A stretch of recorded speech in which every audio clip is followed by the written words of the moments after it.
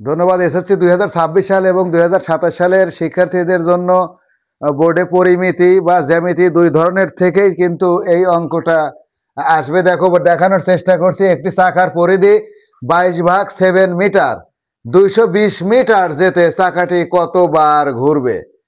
তো একটা জিনিস সবাইকে জানতে হবে, কোন চাকার পরিধি সমান দূরত্ব অতিক্রম করে যদি একবার ঘোরে।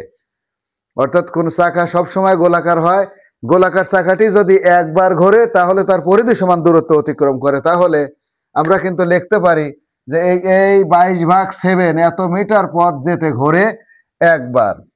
দেখো, 22/7 মিটার যেতে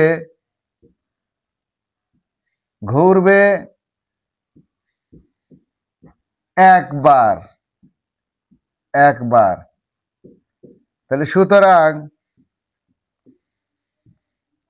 1 মিটার যেতে ঘুরবে, এটা কিন্তু উল্টে যায়, 7/22 হয়। সুতরাং কতবার? ওই 220 মিটার, 220 মিটার যেতে ঘুরবে কতবার? 7 গুণন 220 ভাগ হলো 22 এত মিটার। এইটা দিয়ে এটা কেটে দিলে কিন্তু 10। তাহলে 10 গুণন 7 মানে 7 10 70 বার। আজকের অ্যান্সার কিন্তু এই 70 বার। ধন্যবাদ।